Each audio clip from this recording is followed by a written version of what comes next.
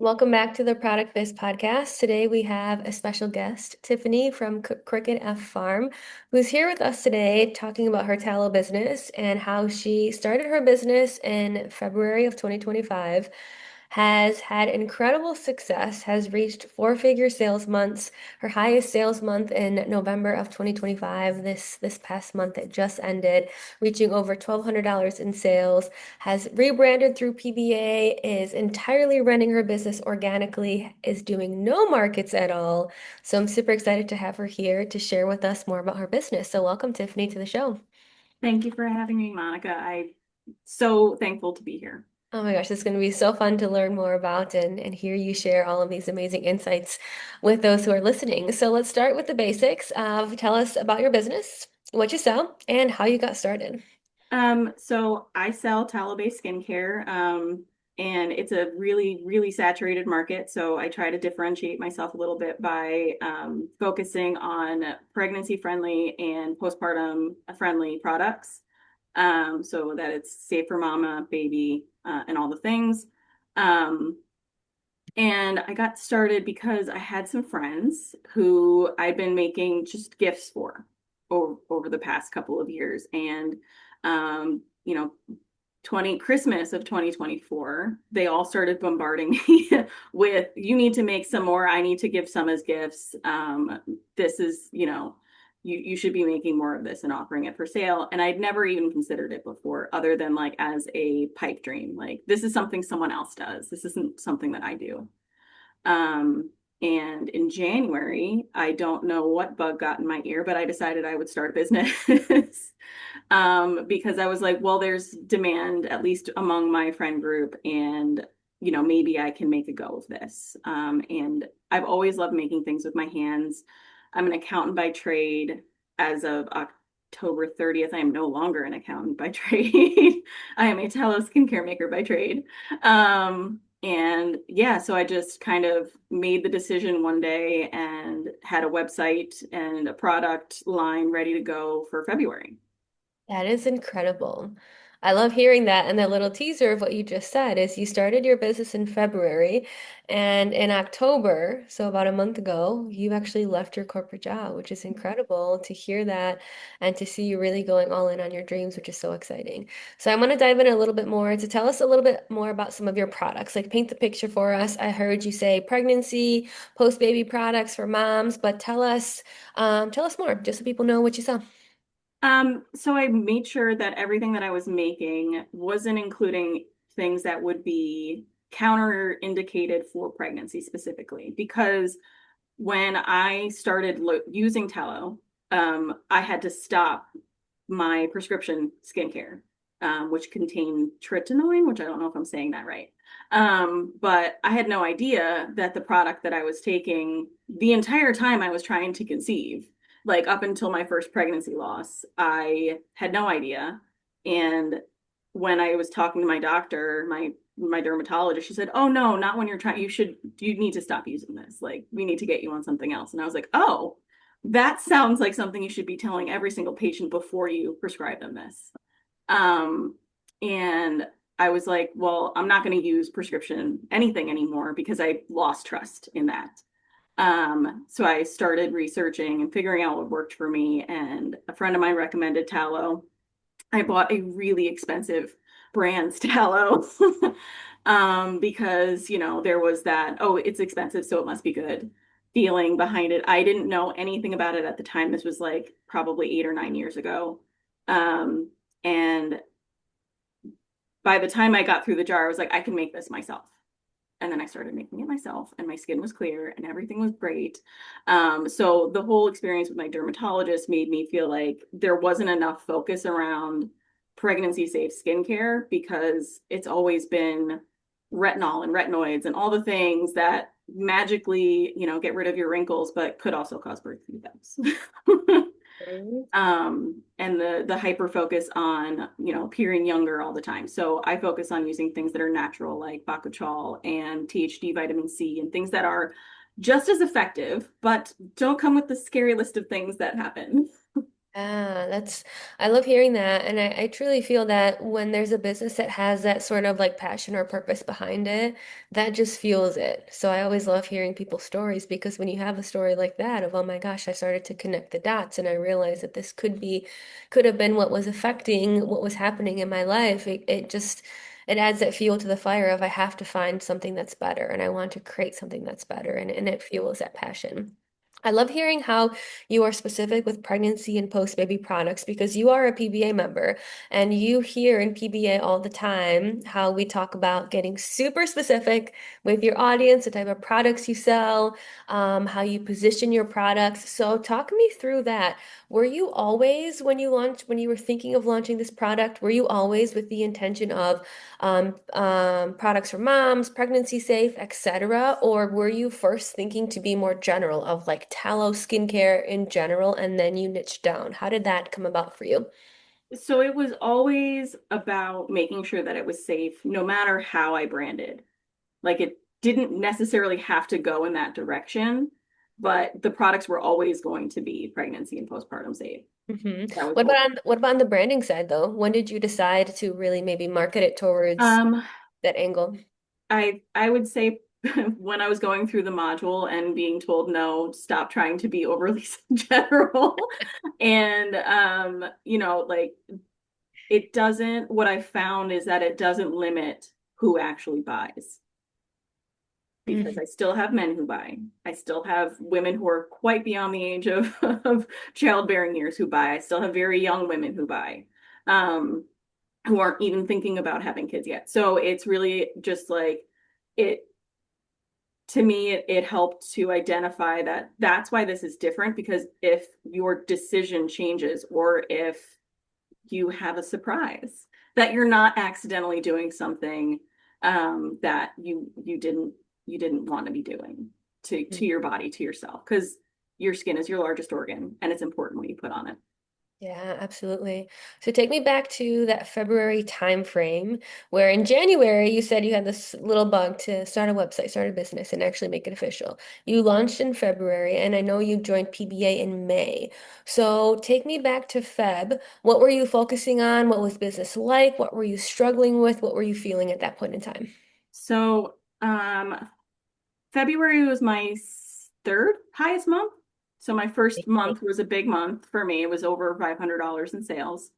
Um, and I can't remember the specific number, but it was, I sold out of stuff, not as fast as I wanted to. I think it was really just like I was hoping for this like massive influx of orders that you see all the time, and that didn't happen. That like, printing from the thing of all the printing labels. And like getting to be okay with that I'm not possibly, one of those people that has that huge overnight success.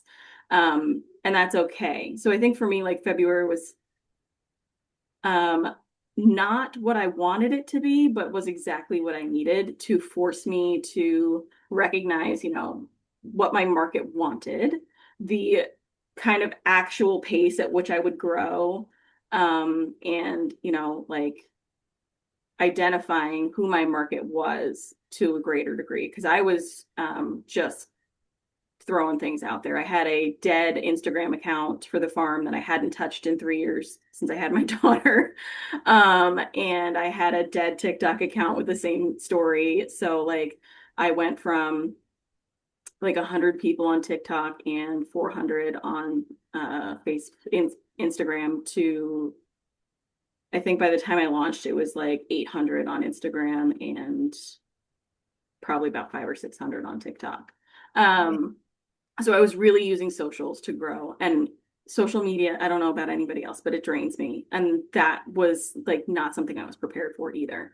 So I needed help. I knew I needed help to understand like what was going to actually work instead of just throwing spaghetti at a wall. And then that's why I started looking for resources because I knew that there was something out there that could kind of give me a little bit of a shortcut on the path of figuring out what worked.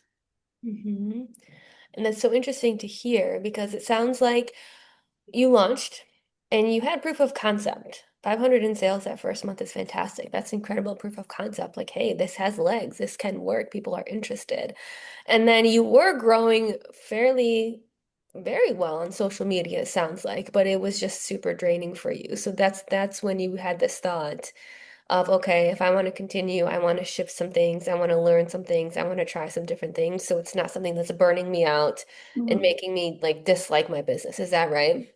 Yeah, and also just make sure that I wasn't like I knew I needed help with branding. I knew I needed help with messaging and all that stuff as far as like how to talk about my products because what still find is that I have a really hard time talking about my products as if it's not like boastful or Mm. like self-inflating. Like so I knew I needed help with that and I've found in the PBA group and in the modules, just like the messaging support is there with like how to write the emails and how to talk about your business and how to do your stories and all that stuff is there. I'm really the type of person who needs like somebody to tell me what to do sometimes, and it's there when I need it to be. And sometimes I still do the wrong thing, and then I go back and I'm like, oh yeah, that was what I was supposed to be doing. So. That's incredible. Now I heard you tell me before we started recording this call that in July you had basically a four-figure month. You were a couple dollars shy, so we're going to call it a four-figure month, which is so awesome because you launched in February, and then July is normally super slow month.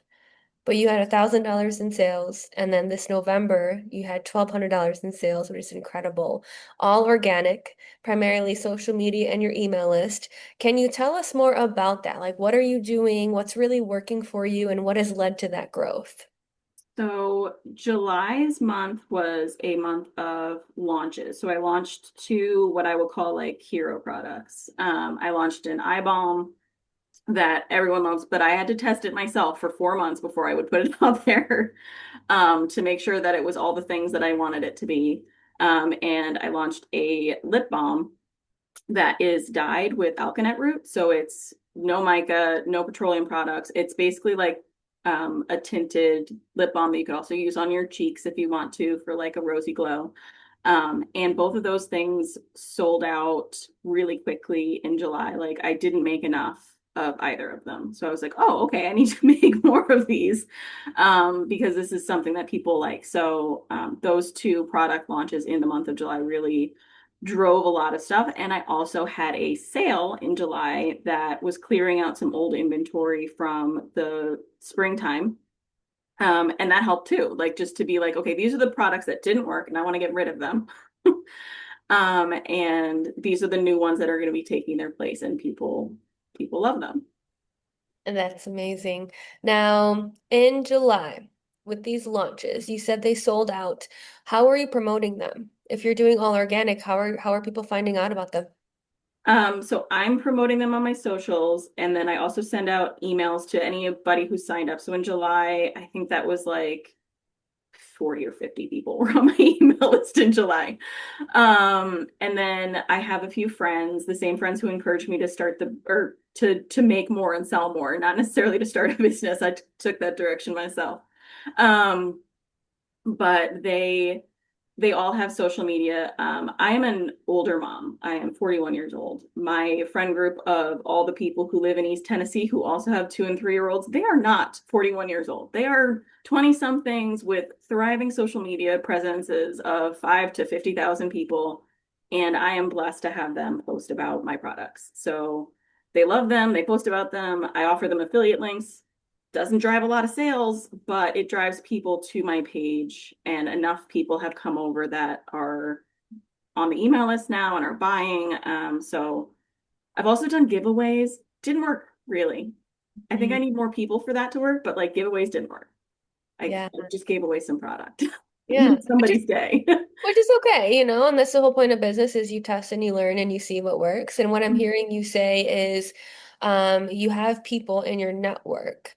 And it's not just about having some people in your network. It's also about having a product that really relates and something that people can connect with. Because I know other small business owners who have sent their products to influencers are micro influencers, and that influencer may actually share about it, and it doesn't lead to sales. It doesn't lead to followers. It actually just kind of goes to a dead end.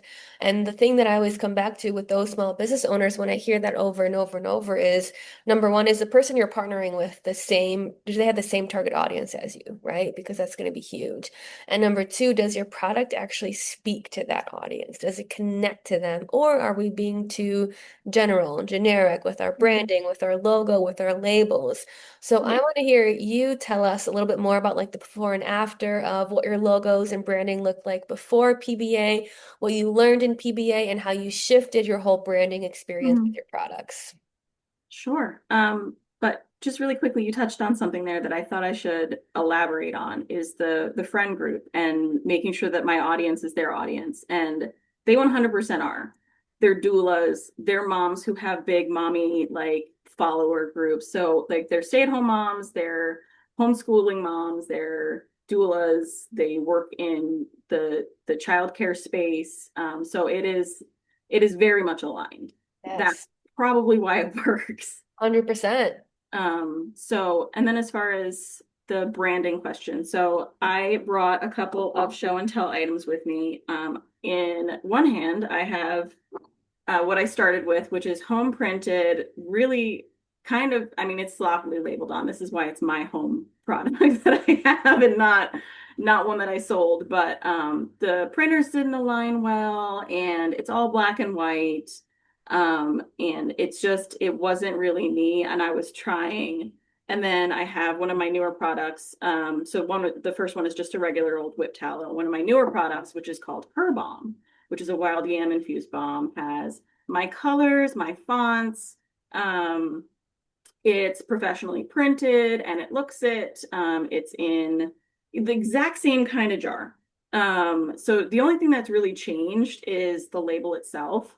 And perception wise, like you can like one looks like the one that you made for your friends for a Christmas gift, and the other one looks like one that you would find on the shelf of a spa or like a gift boutique or something like that. So I'm really proud of the progress that I have made, and with the help of the branding module and the feedback that I got in the Facebook group.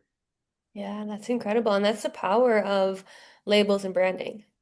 100% that is a power of it. Like you said, that it can be on a store shelf, it can sell itself. It looks like it belongs in a spa. So can you talk to us a little bit more about what you actually learned inside PBA or what shifted for you on the branding and label side? Like what were some of your takeaways?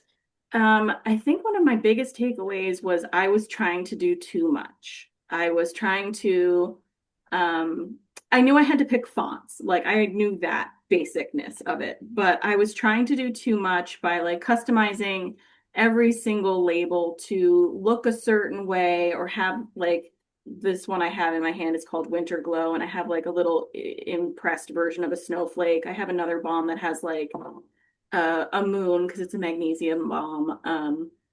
And like trying to do too much with it instead of just being like, it's not really me and it's not really about the brand. That was just about trying to make the labels pretty, but it just made them look cheap. Mm, And so I knew that I needed help there. And like going through the modules, I was like, okay, this is what my brand looks like and feels like. And I could tell that from like the little mood board part of the branding bundle of the module. And then going through the colors and everything. And I'm like, I don't need to do too much. I actually need to do a lot less. And just focus on the benefits of the product so that they can pick it up off a shelf and know what it means because they're not in my head. And I have I have a tendency to think that everyone knows what I know. Um, so instead of focusing on, okay, these are the ingredients that are in here, I'm like, okay, this is what the ingredients do that are mm. in here. And that's another really big takeaway that I took from like the branding and the labeling portion of the trainings. Yes, that is such a good takeaway. That's one of the biggest things that I see is on the labels, the prime real estate right up front that can capture someone's attention, that can sell your product for you, usually is something like ingredients or made in USA or something like that, which is great and information that should be on a label. But that front, Should exactly like you said, not the ingredients, but what the ingredients do. So good. I'm so glad you picked that up.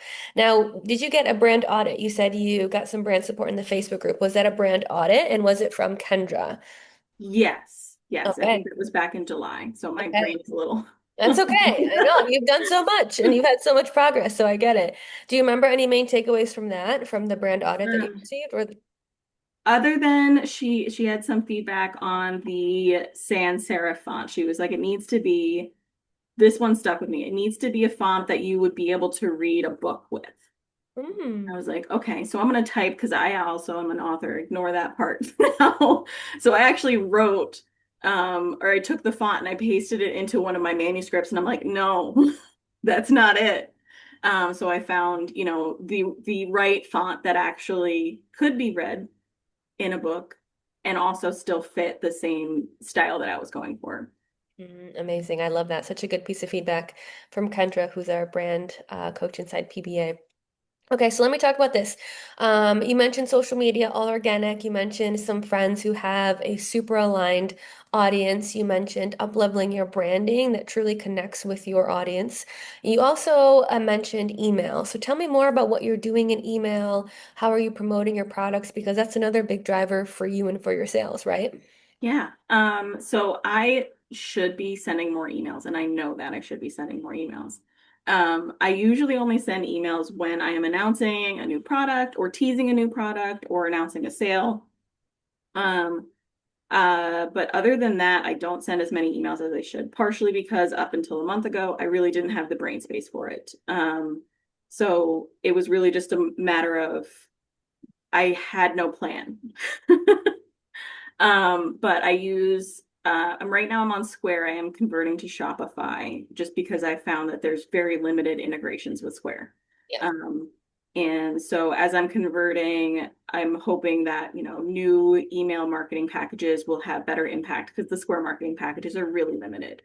Um, but for what it's worth, they do drive sales. I usually get, between a 30 and 50% open rate, and I get, at least $100 or $200 in sales from every email that gets sent. So it's not like I know I should be sending more emails, and if I send more emails, I'll probably get more sales. Oh. But you gotta have a plan to work the plan. And the only month I had a plan for was this one, or this past one, I should say. Mhm. Can you tell us a little bit more about what you did in November for some of your emails? Because that's incredible. So, love hearing 30 to 50% because 30% is, I would say, like average to good. So, hearing between 30 to 50, that's incredible. Hearing you say 100 to 200 plus per order is fantastic. So, take us a little bit deeper in terms of maybe some of the emails that you sent in November, or just what are you sharing? What are you talking about in these emails? So whenever I'm talking about a new product, I always try to talk about the ingredients that are what makes it different, and why it matters to them. So when I launched my eye balm, I talked about THC vitamin C and how it's a fat soluble vitamin that helps with brightening under the eyes, and you can actually use it all over your face if you have sunspots and stuff like that. And Bakuchiol, which is a retinol alternative and safe for pregnancy. And it works. It takes a little bit longer to work. I'm honest and forthright in all my communications. I'm not like, it's retinol. No, retinol works in like 4 weeks. Bakuchiol doesn't really work in 4 weeks. 8 weeks, though. 12 weeks, definitely.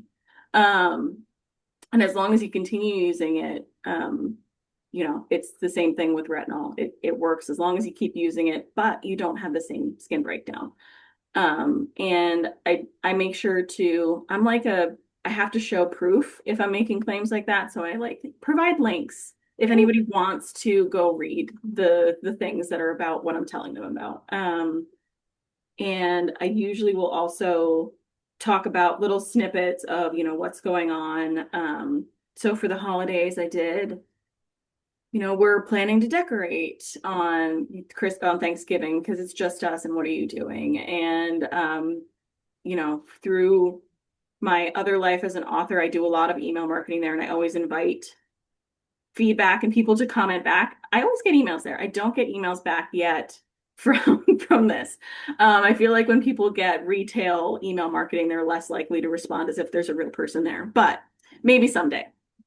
Um, and I shared, like our our gifting plan for the year because I'm not a big fan, as much as I work in retail now, I'm not a big fan of waste. So like my products, I always intend for them to be like multi-purpose and to replace things that you already have and not to and they last a really long time. Like it's not a wasteful product line because of the way that it's made and how well it works and how long it works. This tiny jar of eye balm will last 3 to 6 months, depending on how much you use it. Um, and so it's really just like sharing those things with them and saying how, if you shop with me, you're, taking money away or not taking money away from, but like replacing money that would normally go to an Amazon or a Walmart or a Target and putting it into the pockets of, small businesses because not only am I a small business, I mostly wherever I can buy from small businesses. Like I get my tallow from local farms, what I can't produce myself, and I get my or botanicals from a farm in Georgia and like stuff like that. Like it's important to me that the whole business is about supporting small businesses, not just other people supporting my small business. So I shared that too. And I also made sure to tell them that, this is going to be the biggest sale you will ever see on this site. So if you don't shop now, the next discount will be lower.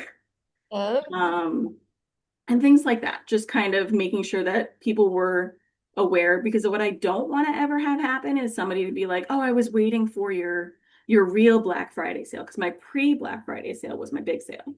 hmm. Um, and my Black Friday sale was just a slightly lower discount, but it was promoting bundling. So I'm like, buy one, get one 50% off instead of 30% off the site, that which was my pre-Black Friday sale. Um, I'm not like I'm not cutting into my profits by saying 30% off the site because when you said raise your prices and see what happens, I raised my prices and saw what happened and nobody stopped buying. So that was a bit of a surprise to me because it felt like I can't charge as much as I'm charging because I'm not big, fancy, important. Um, but when I did the math, I was like, well, I'm also not accounting for all of these things that I should be accounting for. And when I added it all up, I'm like, well, I should be charging as much as I'm charging, maybe Mm. more. But the 30% off sale in February would have almost cost me money because of how my Mm. margins were in February. So, like if I added everything up, like it probably would have cost me money to sell people at that rate. But in November, it didn't because I was priced appropriately for what I was selling. That is a beautiful point right there. That is so much growth that you took the time to be like, what are my products? What's the actual cost of my products? And I'm gonna trust that I can increase my pricing and see what happens. And trust when Monica says, just do it. And I love that you had that positive impact of like, yeah, people still kept buying. This is incredible. And the beautiful part of that too is all the branding and labeling and work that you did because sometimes people will increase their prices without increasing the perceived value of their products. And there's going to be a certain extent that that works too, but you did all of this groundwork of updating your labels and making sure your products really spoke to your audience. And once you have that, absolutely, then you can charge your worth because it connects with those people. Like you said, the Mhm. stay-at-home moms, the doulas, things like that. They're like, oh my gosh, of course, this Tiffany is speaking to me. I need to buy this. She is speaking directly to me, and her products also speak directly to me. So all of it coincides. Every single piece of it. And the other part that I want to touch on too, because you mentioned before we started recording, is inventory was a big part for you. So can Mhm. you just tell me more about that, like what you learned in PBA and how you shifted some of the inventory side of things? So prior to PBA, I think I had a list of 50 products that I was going to produce. And I had a plan to produce all 50 of those. I was like, if I work every single weekend over the next 2 months, I can get an inventory of all of these set up. But like that didn't account for running out of things or if something went wrong or any of that other stuff. And then I was like, well, what if nobody wants this. And I kill myself to make it. So I decided after kind of going through the inventory module to really take a step back, look at what I had even been selling so far, and focus more on that, and making sure that those things were in production, that I had the back stock of ingredients to make them if I ran out. I don't like to keep a ton of stock just because I am really low volume right now. So like I don't keep a ton of stock. If I had 100 orders tomorrow, I would be in trouble. Um, because I normally do like 5 orders a week at most. Um, but if I were to get, 100 orders in a week, I could make the back stock because I have enough stuff and I have enough labels and I have enough bottles. So I have all the stuff I need to make this stuff. Yeah. I just don't have the stuff all pre-made. So that is not necessarily what was in the module, but it's really more about making sure that like the ingredient integrity stays intact and that I'm not like putting things together that if I have like suddenly I realize that my coconut oil is no longer good. Like I don't want to have product on the shelf with that coconut oil in it or something. Right. Um, so I'm going a little bit slower in that regard, but um I picked instead of, I think I had a list of 15 different tallow whip fragrance blends, and I now have 4. Ooh, that is music to my ears. I love that. Um, I have 4, and then I was like, I can do seasonal. So I do like 3 seasonal ones. So that kind of like adds that a little bit of scarcity and gotta get it, it's not going to be here later kind of a thing too. So I do the seasonal blends, but um yeah, and that really helped me identify areas where I wasn't really getting the return to. Like I love making soap. It doesn't pay the bills though. Like I am not a big production soap maker. I don't have the space for it to cure hundreds of bars of soap, but people expect to kind of be able to get that, right? So I do a little bit. And I decided to just only do 2 instead of, I think I had 4 or 5 at one point. And soap making is a lot of work and a lot of time.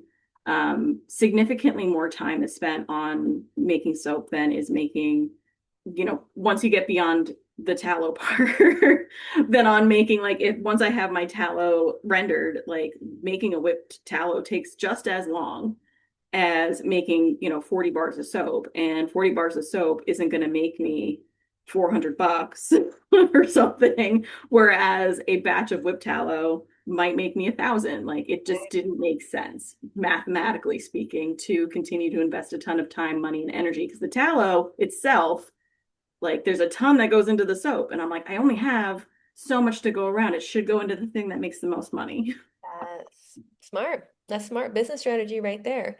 Reducing SKUs, focusing on the ones that bring in more money that you still enjoy, that are still the heart of your business, right? Mhm. And just being really smart with your time. I love hearing that. That is CEO mentality right there. Now, one thing I want to touch on is not only do you have your business, but you were working full time. You recently just left your full-time job to focus on your business. You have a toddler at home, live on a farm, so there's a bunch of duties of farm management going on, and you have other amazing things that you're working on too. So, how do you manage it all? How do you like what's the main way that you manage? Um, so I try to kind of segment my days as much as possible. When I was working full time, it was a matter of like whatever days of the week that I could get over into the shop. My husband was the stay-at-home parent while I was working, and now it's kind of my job to be the stay-at-home parent, and we're figuring out that new dynamic.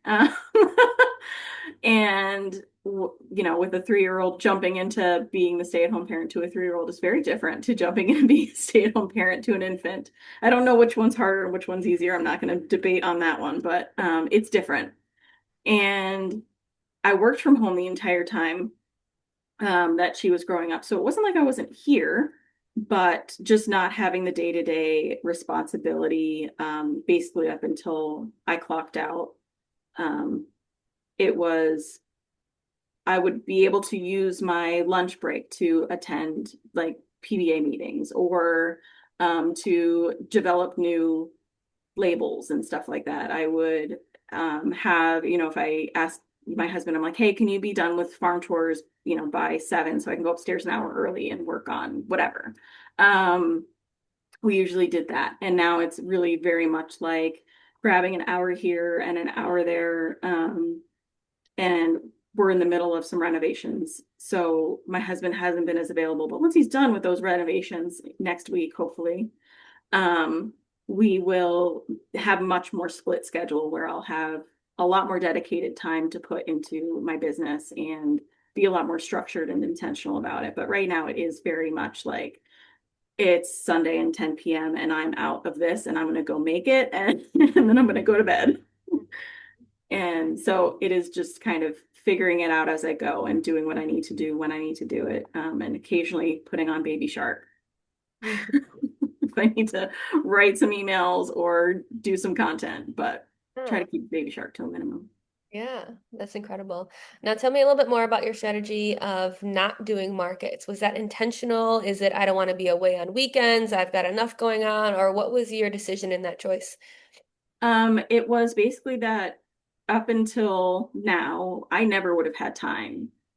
Um, and maybe next summer I will do markets just to get some more exposure because locally we're very virtually unknown.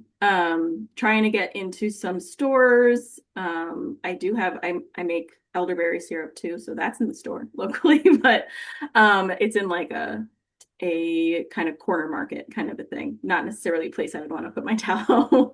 But trying to get my name and face and business out there more. Markets may be on the docket for next summer, but it was just really not something that we could do with um, all of the responsibilities that we had. We don't have any family nearby, so there's no help. It's just us against the world, and 3-year-olds need a lot of attention and a lot of supervision. They're always figuring out new ways to hurt themselves. Yeah. You'd be surprised.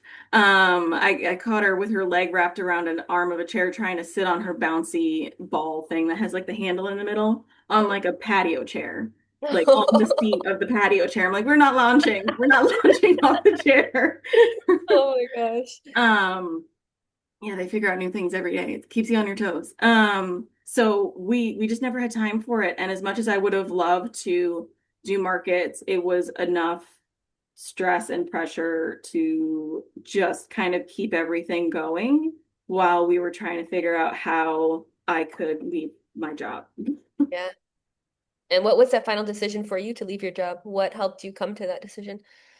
We had some land for sale, so that gave us the runway that we needed to be able to figure out whatever we need to figure out. We also have some rental properties, so it's not like we are going to be destitute if I don't figure it out, but it's a very big change going from a, 6-figure corporate income to $1,200. Absolutely. So we're learning what this new normal is going to be for us for a while. It means that we don't just spend the money and look at the credit card later and all that fun stuff, but we have the runway now to grow the business in a way that makes sense. And going through the trainings and learning all the things that I need to learn, maybe diving into ads next year. With some earnings from the business in my back pocket, like we have the ability to do that now. Yeah, and that's great to hear because a lot of people think when you leave a corporate job, it's because your business is replacing the salary, but it rarely is the case. It wasn't like that for me when I quit to run plant-based beauty. For me, it was simply I don't have enough time to split both with a corporate job and with a small business, and I'm literally plateauing my small business because it needs more time and I don't have that time to give it. So it's always going to be a huge, massive risk because it rarely ever is replacing the corporate salary. at that point in time. But it's so incredible to hear you taking that risk to be like, okay, let's do it. Let's take the time. Let's really dive into this even further. You've seen so much incredible growth, all organically in the last, what, 9 months? 8 months, which is so exciting to see. So I'm excited for you to see what happens for you in 2026. It's going to be absolutely incredible. Thank you. Okay, let's end with this. Can you share your social media, your website? Where can people find you to check out your products and to continue to follow along? Sure. On Instagram, we are Crooked F Farm, all one word. And I think TikTok is the same. I should have checked. We're also on Facebook. You can just look up Crooked F Farm and find us. We have a page there. And we are Crooked F Farm Soaps and Salves. So it's www.crookedffarmsoapsandsabs.com, which is the main website. But it'll probably be easier to find that through our Instagram, and then you just follow the links in the bio because Awesome. it's a mouthful. I'll make sure to link that in the show notes so people can easily find you and your products. Thank you so much, Tiffany. It was so awesome to have you share your story here today. Thank you, Monica.